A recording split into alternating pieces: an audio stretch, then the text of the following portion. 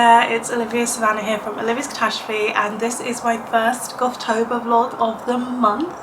We are in Gothtober and this is still counting towards my TBR 2025 challenge because this fulfills the genre groovy month, and the genre that we are groovying along to is horror. So there'll be 4 vlogs for this, TBR challenge month because they're all going to be Gothtober ones. Now this is actually day 2 of Gothtober. I just didn't get a chance to film on day 1 because it was so busy for me. I woke up, I did my workout as per usual, and then I basically got ready for work, went to work, came back and did some live show baking sprints.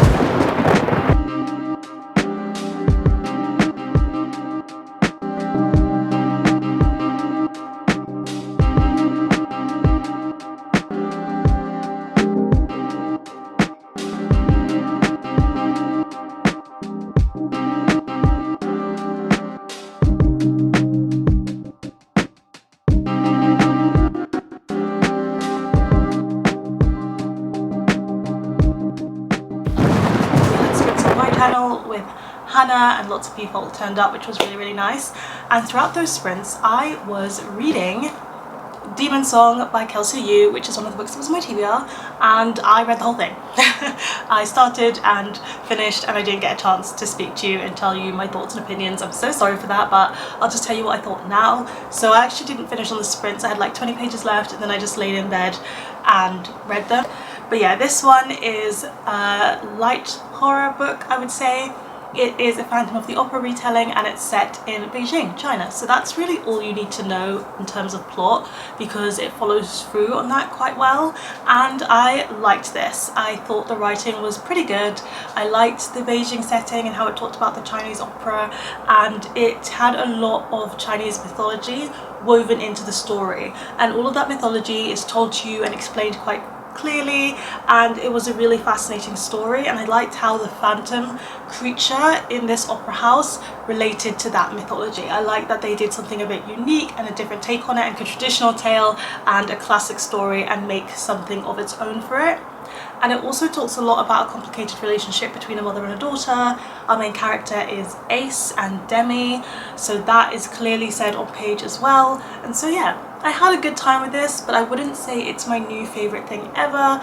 The writing was good, but it didn't take me to a whole new world. I think the thing that is what turns me off of this book is that it's a little bit too short, because at the end it has to do some telling over showing. The main character has to put things together in her mind where it could be shown a bit more because of the duration and length of this book. So there is a little bit of the tell over show element towards the end that made me think maybe this book needed to be a bit longer and have a bit more time to be able to show us those things and develop them.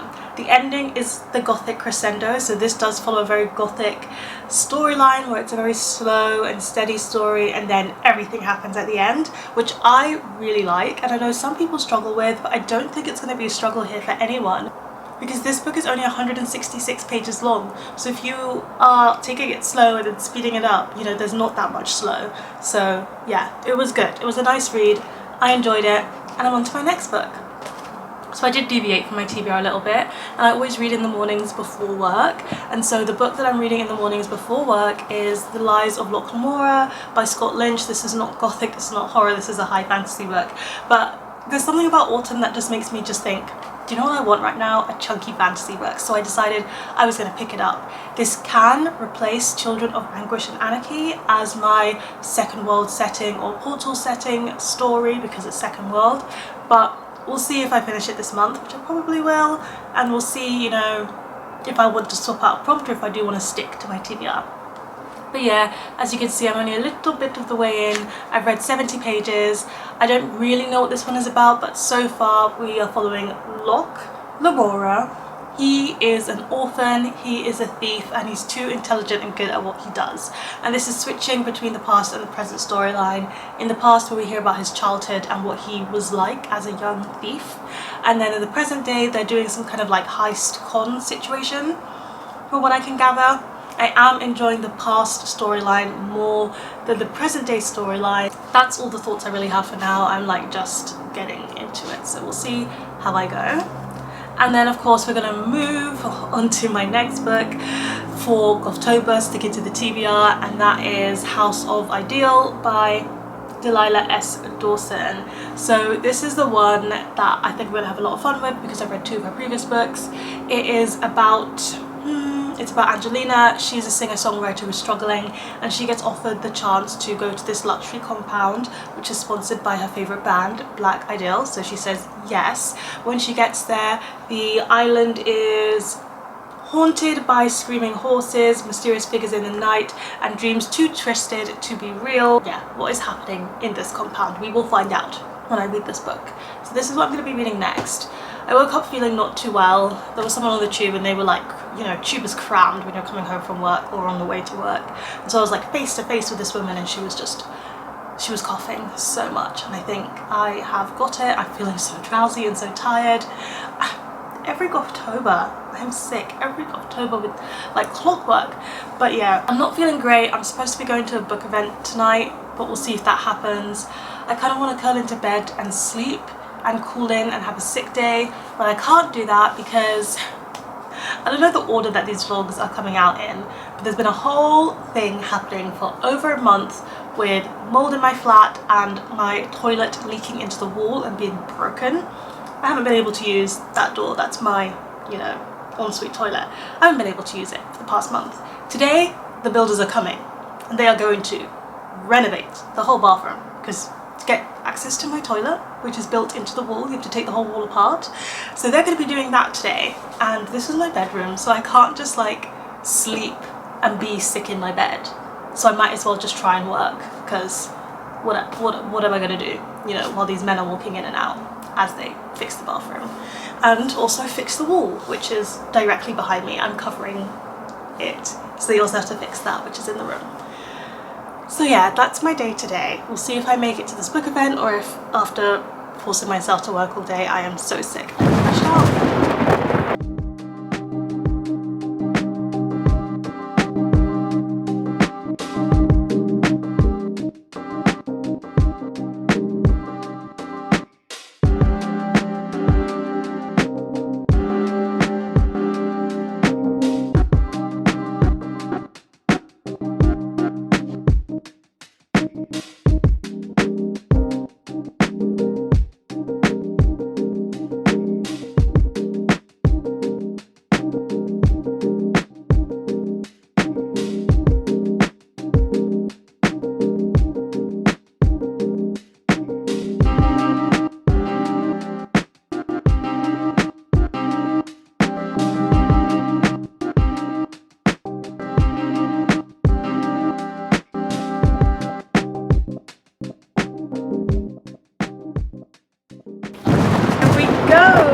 Hello, it's time that I do a vlog check-in. So I haven't really been vlogging that much for this first week because I am unfortunately quite ill, but that hasn't stopped me from doing some things, and it definitely has not stopped me from reading books. And only one of these is on my TBR, but that doesn't matter because it's still going to count towards Gothtober. They all do, and I'm still hoping to read a lot for my Gothtober TBR. I need to read like a book every 3 days. We're on the 6th of October, we're all fine. So let me start with the one that was on my TBR, The House of Idyll. I am over halfway through this actually. I think I will finish it soon. I've got like 90-ish pages left, and this is very good. I just think Delilah S. Dawson's writing has stepped up and improved so much from the previous books of hers I've read. There's something about the writing that just intrigues me completely. I would have absolutely fell in love with the concept of this, of like, just do your creative work and that's fine. You just have to live in the middle of nowhere with these random people and everybody has to wear white. So as you can imagine, this book is giving cult vibes, and I don't understand what's going to go down with the cult quite yet. I don't really know what their deal is, what they're after, but it's really weird. Very much giving me Midsummer vibes, but in the form of a book. So I'm having a blast with this. I'm hoping to continue. I then just was in the mood, I think I mentioned, for like a big chunky fantasy, so I started The Lies of Locke, Lamora. Since starting this, I'm 200 pages in, or 530 pages. Someone on Instagram has told me that this series is actually very low fantasy level. So it's actually more of a heist novel in a very like gritty world where crime is high, like lots of thievery is going on. There's a whole like back system to how the like underground hierarchy goes. And I feel like I'm very much settled into the world. It's doing the world building gradually, steadily, but I like it. It's switching between past and present storyline, and I'm enjoying the past storyline the most because I think that's where we're getting the most character building, but I'm still enjoying the present day storyline.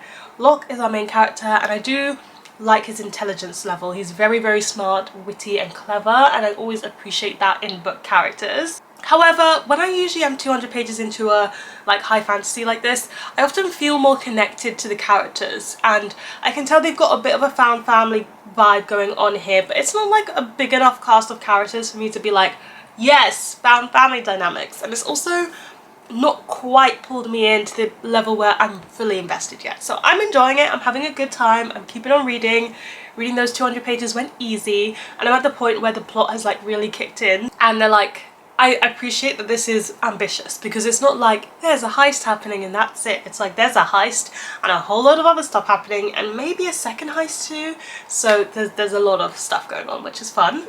So enjoying that. And then I was just not sure what I wanted to read yesterday, and I thought rather than one of my 7 current reads, why don't I start reading Release by Patrick Ness, which is one of the oldest 100 books by TBR. I think it's like oldest 20, so it's been there for a long time. This is about a boy. He's a teenage boy. It's a young adult contemporary with some element of magic to it. And he is gay. He also is the son to a preacher man. And like really his parents are very, very religious. And they kind of know that he's gay, but nobody talks about it. They belittle his love life, and he's just really struggling with the concepts that he's being fed and how he feels inside. There's a dissonance between those two.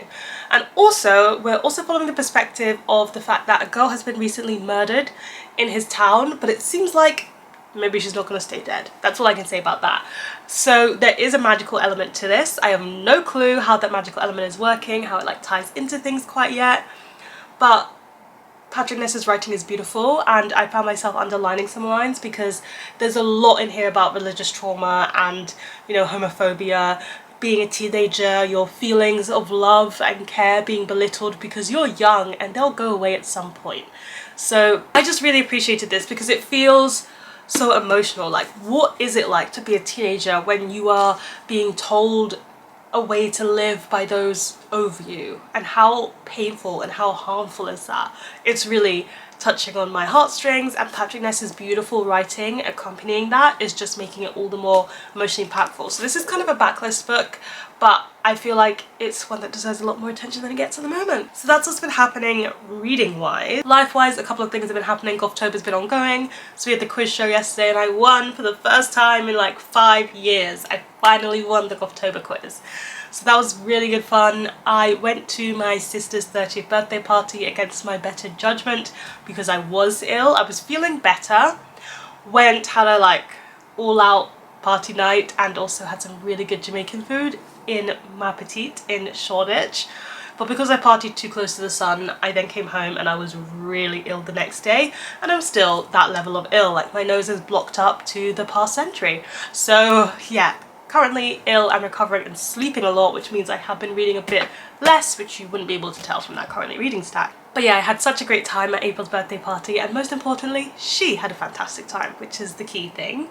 I also made a vegetarian pie that is from the Healthyish cookbook, and I've got some thoughts on this cookbook, so I actually think I'm going to do a wrap-up review of this cookbook at some point.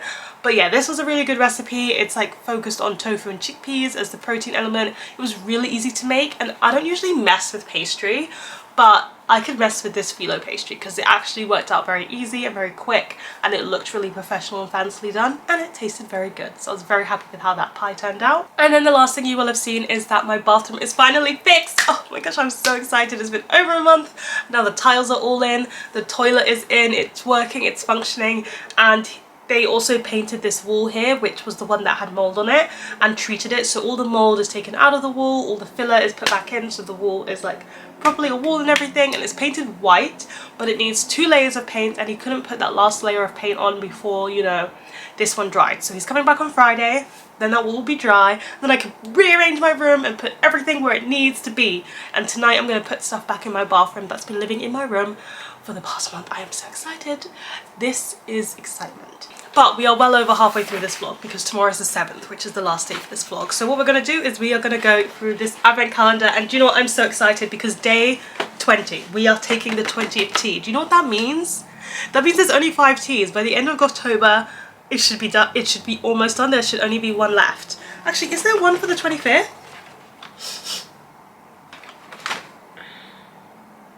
Oh my gosh, there's no tea for the 25th? Do you know what that means? By the end of October, we'll have finished this advent calendar. Oh my gosh, that is so bittersweet. Which also means I should start ordering my next advent calendar, but that is literally so exciting and so bittersweet. Wow. Let's go in. Let's see what 20 has to offer me. Oh, this is perfect. This is a Marrakesh mint tea.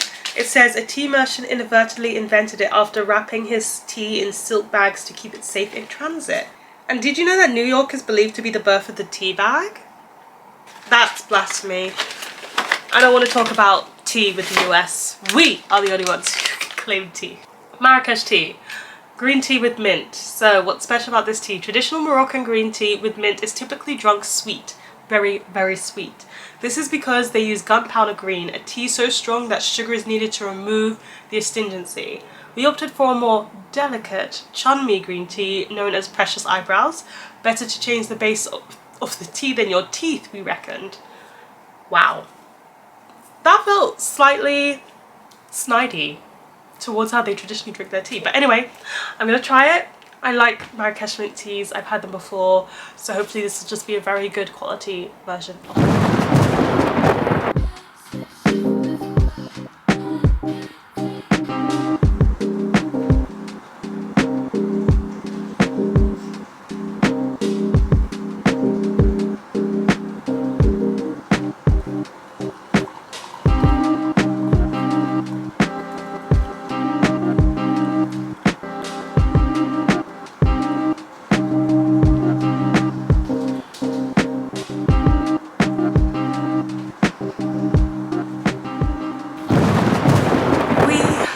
Getting up and close and personal this Gothtober because I'm in my pajamas here to wrap up this vlog. It's due time that I finish it. So a little couple of things that I've been doing while sick. I've made some spicy tuna pasta from the Healthyish cookbook and I really enjoyed that pasta. Like, I actually come home and I'm excited to eat dinner because I love a good spicy tuna pasta. So that has been really nice. Also, yesterday was a nice day. I don't think I've said this in a video on my channel yet, but I've been promoted at work. So I've gone from senior communications executive to publicity manager. So that is very exciting, really nice. And yesterday it went out wider to the company, so I got congratulations and stuff and it felt really nice. And then I had my reading sprints on my channel yesterday as well, and I was joined by Amy McCaw from YA Under My Skin and also Leandra from Leandra the TBR Zero, and that was really nice. I've not had Leandra on sprints before because we've become friends very recently, but it was nice to get to talk to her in real time, get to know her more, and Amy is just always so lovely when I encounter her online or in person. So yeah, it was just nice to spend time chatting and reading with them. And so that brings me to our final reading update for this vlog. So yesterday morning I just sat down and finished reading The House of Idyll because I wanted to know how this book was going to end. You can best believe I was in suspense, and this paid off. I loved the ending. I think it went off the rockers, it went off the wheels, and I just love a book where the spiral is just so spirally that you're just like, what on earth is going on? How did we get from this person who got fired from their job to where we are at now? And so yeah, I really like the ending.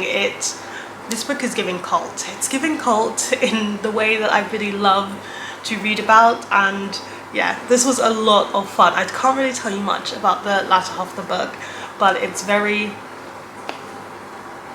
good. Let me just leave it there so I don't spoil anything. And I do think this is Delilah Dawson's best that I've read of her 3 books. I think her writing has improved, characterization has improved, and it kept me hooked all the way through the story.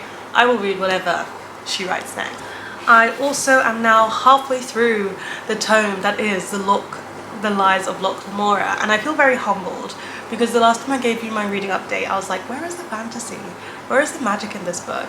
Lo and behold, the very next chapter, the magic was introduced. So best believe the magic is there. I could see what the person was saying about how it's low-key magic. It is still magic, but it's not, you know, it's not Six of Crows, every person has an ability kind of magic.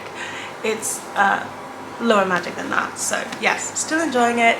It's introduced another character to this found family dynamic, at least in the past, and I like that the found family group is growing. And I think as we get more chapters in the past where I can see how these connections have built between these boys, these men, they're boys and men, because in the past they're boys but in the present day they're men, but if I can see how that connection has grown, I think I'm going to like them more in the present day storyline as well.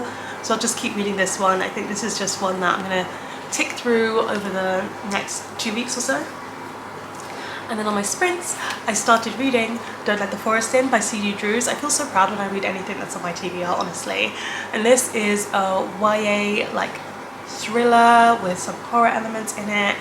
And it's about these two boys who go to school, and one of them has a twin sister. They are a group of 3 very close friends, but something happened last year. Everybody seems very surprised that Andrew, our main character, has come back to school. He has a scarred hand from whatever happened last year, and their friendship between the 3 of them is being tested to its limits. And his best friend Thomas, his parents have gone missing, and everybody thinks that Thomas is the one who has done it. I read 86 pages yesterday and I'm currently about a third of the way through this, and I am really enjoying it. C.G. Drews' writing is really lovely and beautiful. It's not as purple as Maggie Stiefvater's, but I compare it to Maggie Stiefvater's in that really lyrical, really haunting way of writing and setting atmosphere. And the atmosphere is so poignant in this one. You really get the sense of there being something wrong with this forest and something that your friend is not telling you, and what are these secrets, what is this dark atmosphere. It's also set at a boarding school, so it's giving a little bit of the, you know, dark academia vibe if you are taking dark academia to secondary school. And I'm trying not to make comparisons to the Raven Cycle, but I just can't help it. There's these 3 characters who are intricately close friends, but not all of them are telling the truth, and they're at this really prestigious school, and there's a forest outside that is blocked away by this fence because they're not supposed to go there, but these boys go there all the time, and in the forest things are happening. Amazing. One of the key things in this as well is that Andrew writes fairy tales. He writes really dark and gothic feeling fairy tales with a lot of macabre to them, and Thomas draws the illustrations for them. And sometimes in the book you get to read one of these like really short stories which are on like a black dark page. So yeah, I'm having a good time with this. I'm excited to see where it's gonna go. I feel like you shouldn't read the synopsis because I was reading this and I didn't know what was gonna happen, and then I read the synopsis, and at 86 pages what the synopsis says hasn't happened yet. So don't read the synopsis, just go in. And yeah, that leaves us with the tea. That's the last thing to do, is try this tea that I brewed just now. Let's see. Okay, I can only smell like half smell because of being slightly sick. I'm very much recovering, but it smells like green tea over mint tea. It smells mostly green.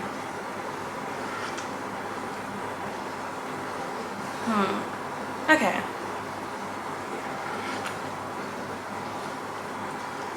Okay, so having tried that tea, I feel mostly okay about it. So I've tried Whittard's Marrakesh tea, and I have to say that I prefer Whittard's Marrakesh tea because what Whittards do is they put more mint in it and less green tea. So the mint is the more dominant taste, and it really does strongly taste like a minty green tea. This to me tastes like green tea. The mint is not minting enough for my liking, so it does really taste like green tea to me, like good green tea to be fair, but still green tea. That's my review of that. Thank you so much for joining me for this Gothtober week 1. I'm going to start week 2 vlog now, because technically it's the 8th when I'm filming this. It's very early in the morning. But yeah, I hope you have a good rest of your week. Please let me know in the comment section down below what was the last film that you watched and what did you think of it. Give this video a thumbs up if you enjoyed it, hit the subscribe button if you want to see more, and don't forget to hit that notification bell to be updated every time I have a new video. And you know what they say, onwards and upwards. Excelsior!